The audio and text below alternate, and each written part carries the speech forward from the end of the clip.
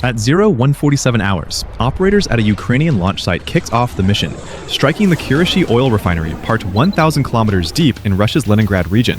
That single facility cranked through 6% of Russia's oil. In 3 hours, it'd be cranking through a big, fat zero. At exactly 0200, the lead operator hit the launch sequence from his vehicle already moving toward the tree line. The first FP-1 rips down its rail, wings bending like they might snap, lifting off at 80 clicks per hour. Every 15 seconds, another one followed suit, hooking northeast toward Russia. The operators were already 2 kilometers gone, tearing through forest roads pitch black. No lights, just NVGs. Behind them, the empty launch site sat waiting for the Russian payback that was definitely coming. All over Ukraine, the same drill went down at dozens of spots. Farm fields in Sumy, where operators popped up from hidden bunkers. Highway rest stops near Chernihiv, where trucks flipped open to show hidden rails. Factory roofs in Kharkiv, where guys in maintenance gear were actually drone operators. 361 drones going up in dead-on timing. But here's the kicker about this whole setup.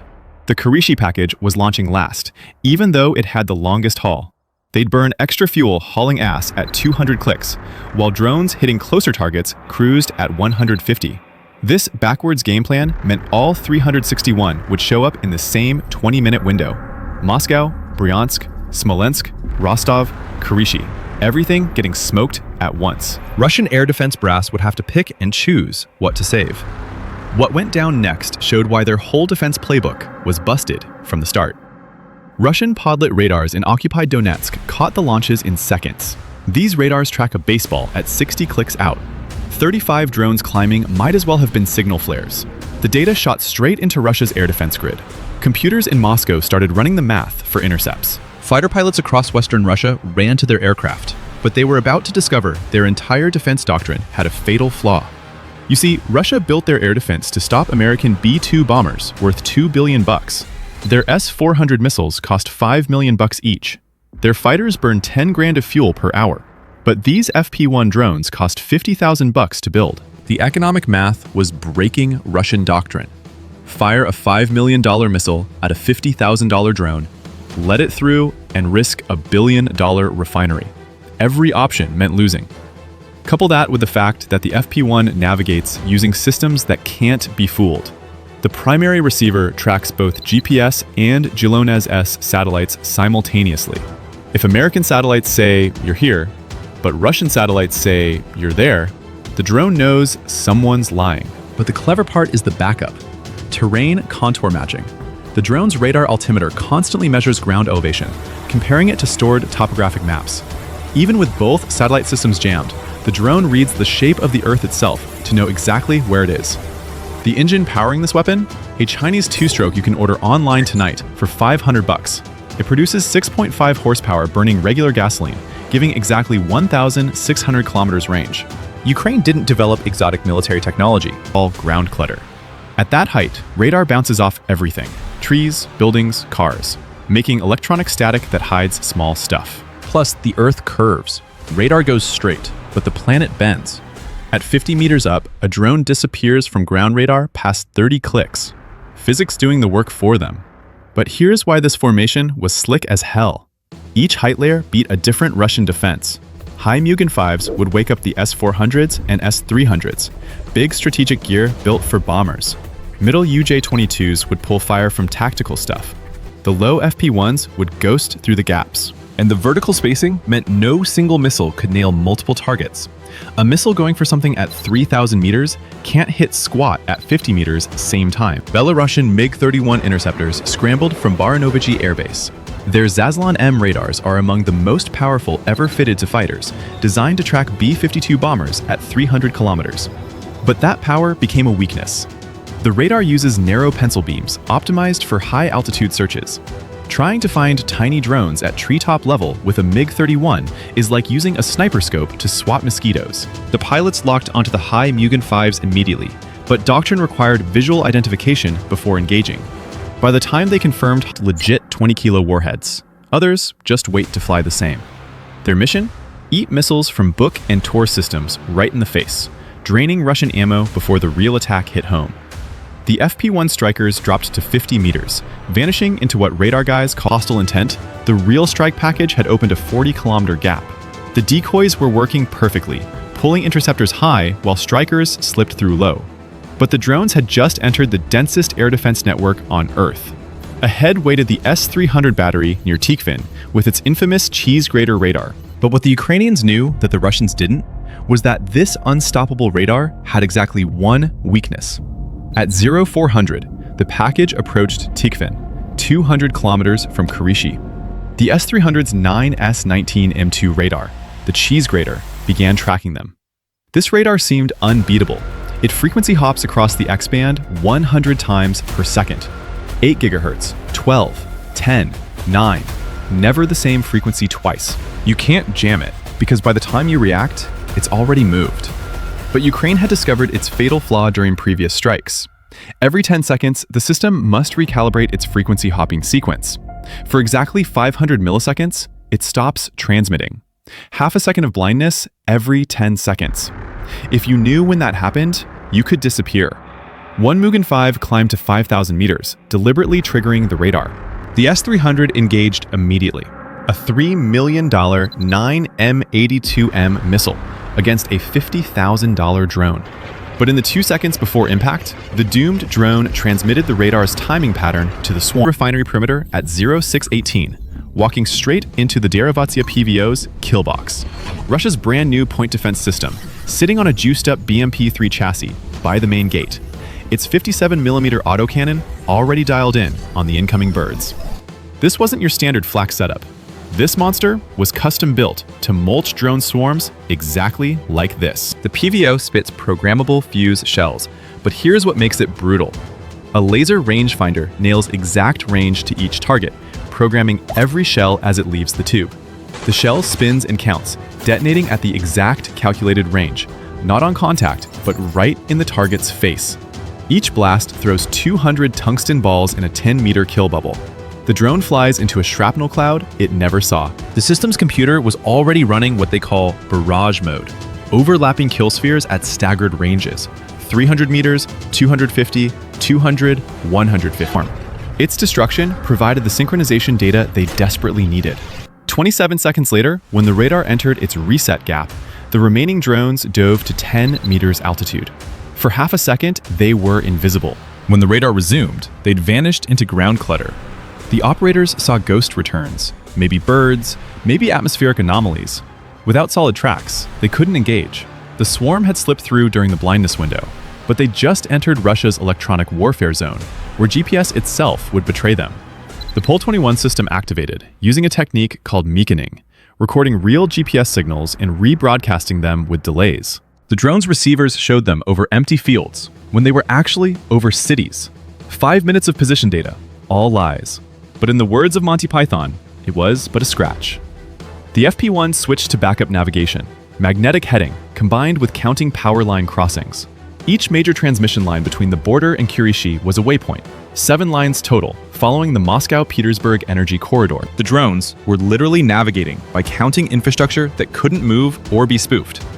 2 drones flew over an iron ore deposit that pulled their compasses 30 degrees off course. 3 more followed the wrong power lines toward Finland.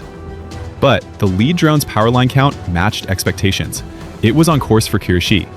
The package, now down to 24 drones, pressed on through thickening morning fog toward the refinery's glow on the horizon. At 0600, Kirishi's lights became visible, a glowing industrial city that never slept. 4 Pantsir batteries protected it, positioned for overlapping coverage. The 20 remaining UJ-22s split into their 5 groups of 4, each group targeting a different Pantsir. The operators watching their radar screens faced an impossible choice. Their systems could track all 20 drones, but each battery could only engage 4. Those 4 missiles would need 15 seconds to reach their targets. During those 15 seconds, they couldn't engage anything else without abandoning missiles already in flight. Ukraine had turned the Pantsir's precision into its weakness. 16 missiles launched simultaneously, their rocket motors lighting up the pre-dawn sky like an artificial sunrise. The UJ-22s started evasive maneuvers, but against missiles pulling 30G turns, physics favored the interceptors. 12 UJ-22s went down in spectacular fireballs, their sacrifice buying precious seconds. Because while those missiles flew their 15-second journeys, while the Pantsers were blind to new threats, the FP-1 strikers sprinted through the gap. By the time the missiles impacted, the strikers were inside minimum range. The Pantsers needed 45 seconds to reload. The FP-1s needed only 30 seconds to reach cannon range. The math favored the attackers. The Pantsers switched to their twin 30mm cannons, firing ahead ammunition, shells containing 360 tungsten sub-projectiles. The fire control computer calculated where the BLVE shockwave punched 6 storage tanks at once. Emergency systems tried cutting off sections, but damage was everywhere. Pumps couldn't stop with no downstream pressure. Valves couldn't shut against backflow. The sprinkler system had zero pressure. Water mains cut by the first blast. The Kirishi Refinery, 355,000 barrels daily, 6.4% of Russia's capacity, was tearing itself apart from inside. Satellite photos proved what Russia lied about for days. CDU-100 wrecked. Catalytic cracker wrecked. 6 months minimum before partial ops. Full capacity? Maybe never. Russia said they shot down every drone.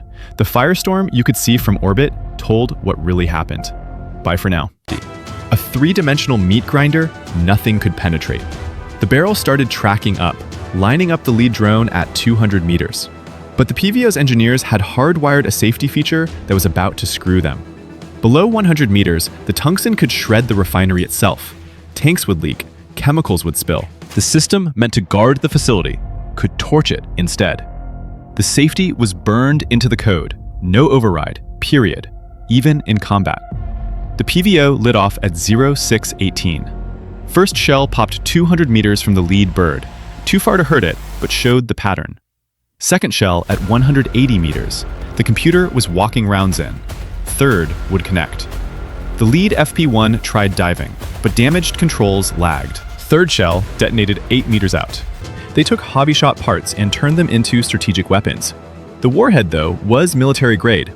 80 kilograms of tetrol explosive that detonates at 7,900 meters per second, surrounded by steel balls that would punch through concrete at 200 meters.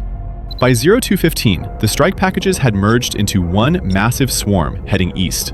Russian radar screens showed 361 contacts converging on dozens of targets. The question wasn't whether Russia would detect them. They already had. The real question was whether they could stop them. At 0245, the Kirishi package reached the Belarusian border. The main swarm of 326 drones continued eastward toward Moscow and other secondary targets. This was the critical moment.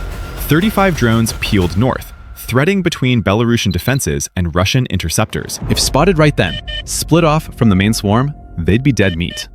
The package immediately broke into what Ukraine calls a ladder formation. The Mugen 5 decoys punched up to 3,000 meters, deliberately yelling on known drone frequencies. They wanted every radar in the area looking their way. These hacked-together commercial drones even packed radar reflectors, aluminum corner cubes making them look huge on screens. At 30 grand each, their whole reason for existence was dying first to save the real strikers. The UJ-22s held the middle at 1,500 meters. Some pack became a 50-ton missile, launched 200 meters on gas pressure before it crushed the admin building flat. 80,000 barrels of refined product now had no lid, feeding a fireball growing toward the sky. The CDU-100 failure chain-reacted through linked systems like dominoes set to drop.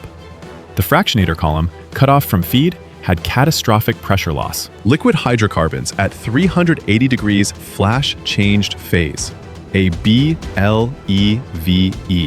boiling liquid expanding vapor explosion. The column, 40 meters tall, split at the welds. The top part flew 800 meters like a giant spear. Secondary blasts ripped out. Manual override, rejected. Tried direct fire, blocked. The computer decided, saving the refinery from friendly fire beat killing 2 drones. Wrong call. At 619, the first FP-1 hammered the CDU-100 junction right where Intel marked it. 25 kilos of tetrol went off at 7,900 meters per second, pushing 100 psi overpressure. The rusted supports gave out instant. Crude at 380 Celsius and 30 atmospheres blew from broken pipes. The superheated oil hit air and turned to vapor, a fuel-air bomb ripping through the whole complex. 10 seconds later, the second bird nailed Tank 47's bad seal. The built-up vapors flashed. the floating route each drone would be when shells arrived, creating clouds along predicted flight paths. But Ukraine had programmed random altitude changes every 2 seconds, up 10 meters, down 5, up 3, down 8.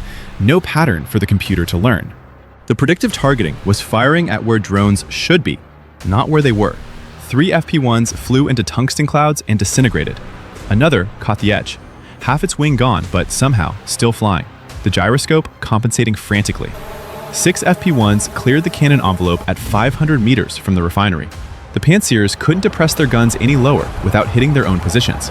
They'd broken through the main defense. But the Russians had fresh hardware they'd been dying to test. 3 survivors breached the 200 tungsten balls ripped outward at 1,500 meters per second, faster than most bullets. The drone's plywood body came apart like paper. Fuel tank hold, engine torn loose. It tumbled through the air, raining parts over the refinery.